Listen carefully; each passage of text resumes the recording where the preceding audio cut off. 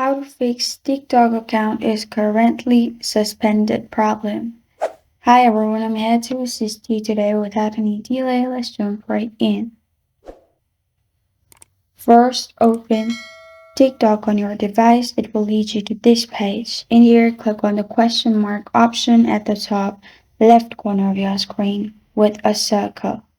After you've clicked on the button, you will find this kind of screen. In here, click on Other, which is the last option.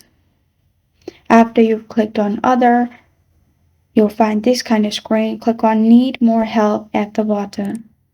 After you've clicked on Need More Help, you will find this kind of screen, which is TikTok support page.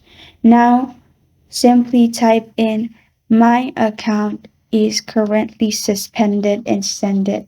TikTok will get back to you. As you can see, hi, we've confirmed that your account is in good standing and should be able to access TikTok without issues.